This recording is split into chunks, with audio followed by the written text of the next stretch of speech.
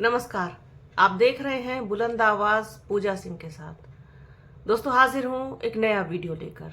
आज बात करेंगे बसपा और उसकी मजबूती के बारे में, जो परेशानी का सबब बन सकती है 2027 में दूसरी पार्टियों के लिए।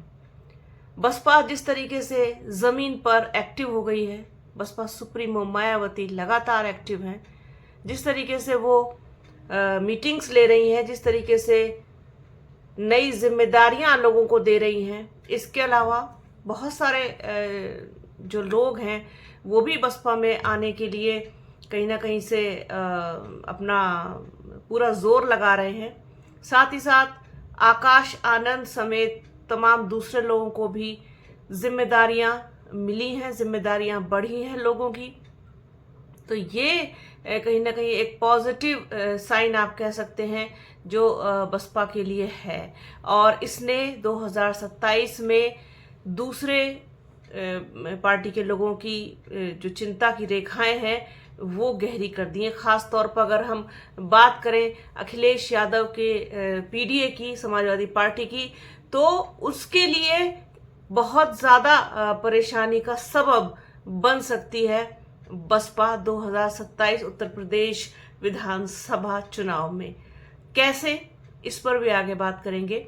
सीनियर जर्नलिस्ट है कबूल अहमद, उनके हिसाब से उन्होंने एक एनालिसिस किया है बसपा की मजबूती को लेकर के, जो इस वक्त दिखाई दे रही है जमीन पर, उसको लेकर के, और 2027 के विधानसभा चुनाव को लेकर के कि बसपा जिस तरीके से एक्टिव हो गई है। 2 साल पहले ही Baspa supremo Mayawati active mode में दिखाई दे रही, जो इससे पहले उतनी एक्टिव नहीं थी, जिसकी वजह से काफी नुकसान भी बसपा को उठाना पड़ा। उसका जनाधार काफी कमजोर हुआ। कहीं ना कहीं उसकी वापसी को लेकर के भी बसपा चिंतित दिखाई दे रही थी। तो वो भी एक बड़ा कारण है, बड़ी वजह है। कबूल अहमद क्या कहते हैं, आइए आपको बताते हैं उनका जो एनालिसिस है वो क्या कहता है। उनके हिसाब से उत्तर प्रदेश की सियासत में बसपा को दोबारा से उभारने के लिए बसपा सुप्रीमो मायावती एक्टिव हो गई हैं। गांव-गांव बैठकें हो रही हैं और बसपा छोड़ गए नेताओं की घर वापसी का ताना बाना बुना जा रहा है। इस तरह मायावती अगर 2027 के चुनाव से पहले मजबूत होती हैं तो बसपा और बीजेपी किसकी टेंशन बढ़ाएंगी। उत्तर प्रदेश की सियासत में चुनाव दर चुनाव कमजोर होती बसपा को बसपा सुप्रीमो मायावती दोबारा से एक्टिव करने, दोबारा से उन्होंने मजबूत करने की कवायद शुरू कर दिया, क्योंकि वो एक्टिव मोड में दिखाई दे रही हैं। बसपा छोड़ चुके नेताओं की घर वापसी कराने में वो जुटी हुई हैं, तो अपने खिसके हुए सियासी जनाधार को वापस लाने की भी कवायद शुरू कर दी गई है। बसपा की सियासी हुंकार का असर अब जमीन पर दिखना शुरू हो गया है। बसपा सुप्रीमो मायावती ने बसपा के संस्थापक मान्यवर कांशीराम साहब के परिनिर्वाण दिवस 9 अक्टूबर को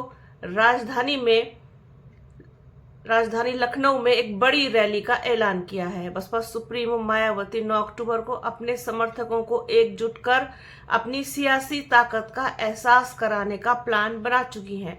इसे बसपा के मिशन 2027 का औपचारिक आगाज माना जा रहा है। जी हाँ, मैंने जैसे पहले भी अपने वीडियोस में कहा है, इस चीज को बताया है कि 9 अक्टूबर की जो रैली है बसपा की, वो एक तरीके से शंखनाद होगा 2027 का। सेम वही चीज सीनियर जर्नलिस्ट कबूल अहमद भी कह रहे हैं। बसपा इन दिनों यूपी में बिना किसी शोर शराबे के अपने मिशन पर लगी हुई है। उनकी कोशिश पार्टी के खिसके हुए अपने बेस वोट को दोबारा वापस लाने की है। इस तरह बसपा सुप्रीमो मायावती 2027 से पहले बसपा को आत्मनिर्भर बनाने में जुटी है। अगर बसपा मजबूत होती है तो यूपी का सियासी गणित बिगड़ जाएगा और सबसे ज्यादा टेंशन समाजवादी पार्टी की बढ़ाएगी बसपा। उत्तर प्रदेश की राजनीति में बसपा अपनी वापसी की कोशिश में है। दलित समुदाय के बीच राजनीतिक चेतना जगाने वाली बसपा सूबे की सत्ता में 4 बार विराजमान हुई और राष्ट्रीय पार्टी होने का खिताब भी अपने नाम किया है। बसपा सुप्रीमो मायावती 4 बार सीएम बनी और 2007 में पूर्ण बहुमत से सरकार बनाई, लेकिन 2000 के बाद से पार्टी का ग्राफ नीचे गिरना शुरू हुआ, जो थमा नहीं। 2022 के विधानसभा चुनाव में बसपा सिर्फ एक सीट पर सिमट गई थी, तो 2024 लोकसभा चुनाव में पार्टी का खाता भी नहीं खुला। बसपा का वोट शेयर घटकर 9.39% पर पहुंच गया। पिछले कुछ वर्षों में बसपा के कई प्रमुख नेताओं ने पार्टी छोड़ दी। बसपा सुप्रीमो मायावती की जाटव समुदाय पर पकड़ ढीली पड़ी है और गैर जाटव दलित पूरी तरीके से छिटक गया है। 2024 के चुनाव में संविधान और आरक्षण के मुद्दे के चलते बसपा का कैडर भी इंडिया ब्लॉक के साथ चला गया। मान्यवर कांशीराम ने 80 के दशक में दलित अति पिछड़े जातियों को जोड़कर बहुजन समाज की पॉलिटिक्स खड़ी की थी।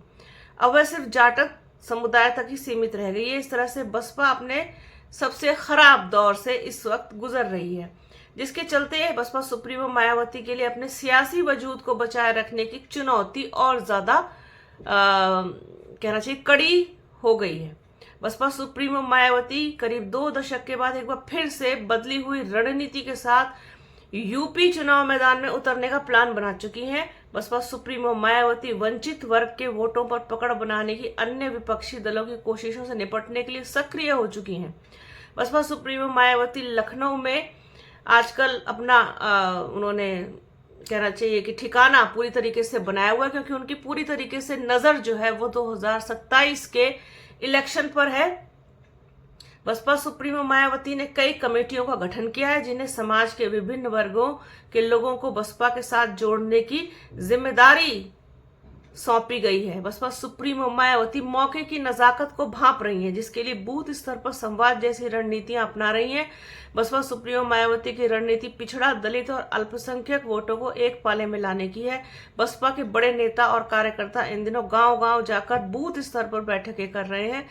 इन बैठकों में न केवल दलित वोटरों को एकजुट करने पर जोर दिया जा रहा है, बल्कि अति पिछड़ा वर्ग और मुस्लिम समुदाय के लोगों को भी पार्टी के साथ जोड़ा जा रहा है। बसपा के प्रदेश अध्यक्ष विश्वनाथ पाल से लेकर तमाम बड़े नेता कैडर कैंप के आयोजन करने के साथ साथ अन्य दलों के नेताओं को बसपा में शामिल करने की मुहिम में जुटे हैं। बसपा के तमाम मंडल कोऑर्डिनेटर इन दिनों अपने अपने क्षेत्रों में बसपा की मजबूती के लिए बैठकें कर रहे हैं और दूसरे दलों को, छोटे बड़े नेताओं को पार्टी की सदस्यता दिलाने में भी लगे हैं। बसपा संस्थापक मान्यवर कांशीराम के परिनिर्वाण दिवस 9 अक्टूबर को मिशन 2027 की औपचारिक शुरुआत करने का फैसला लिया गया है।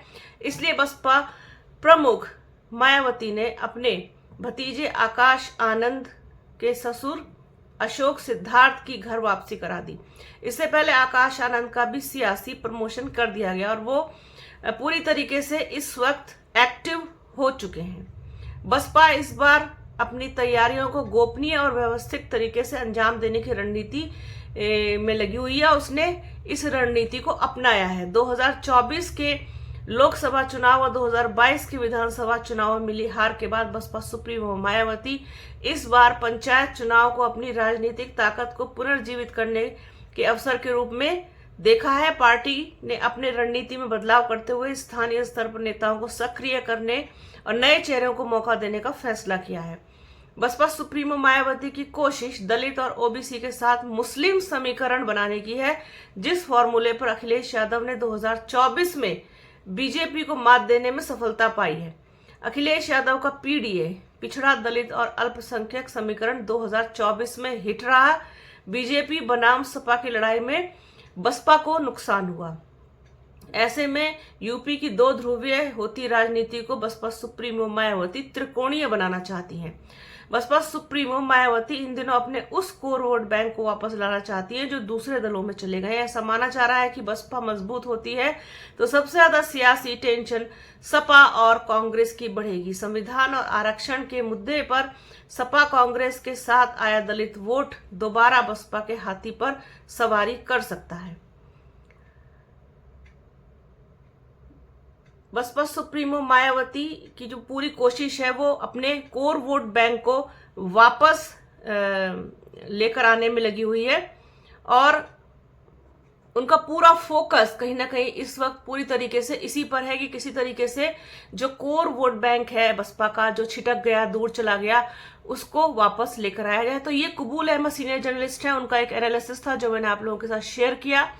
इसके अलावा बहुत सारी चीजें हैं जो लगातार बसपा में हो रही हैं, और इस बार जो खासियत है जो मुझे भी महसूस हुई, मैंने भी इसको नोटिस किया कि बसपा अपनी गोपनीयता का बहुत ज्यादा ध्यान रख रही है। किसी भी तरीके की कोई भी उनकी जो प्लानिंग है वो लीक ना हो, उस पर वो मजबूती के साथ काम कर रहे हैं, और पूरा फोकस जो है वो इस चीज पर है कि ओबीसी, दलित और अल्पसंख्यक ये एक साथ एक मंच पर आए। और इनकी कबूल अहमद जो सीनियर जर्नलिस्ट हैं, इनकी जो बातें हैं मोस्टली सब बातें उन्होंने ठीक ही कही हैं, लेकिन एक चीज से मैं थोड़ा सा इनसे एक चीज कहना चाहती हूँ कि जैसे समाजवादी पार्टी की तो टेंशन बढ़ेगी बढ़ेगी, कांग्रेस की टेंशन बढ़ने से का कोई मुझे सीन दिखाई नहीं देता, क्योंकि कांग्रेस का कोई खास वजूद उत्तर प्रदेश में है नहीं, ये सर्वविदित है।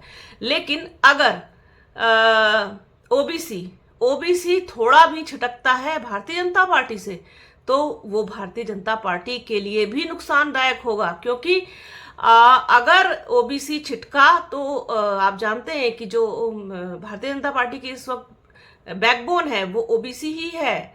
तो उसका छिटकना, उसका जाना, उसका बसपा के साथ या किसी के साथ भी जाना, तो सीधा सीधा नुकसान तो बीजेपी को है ना।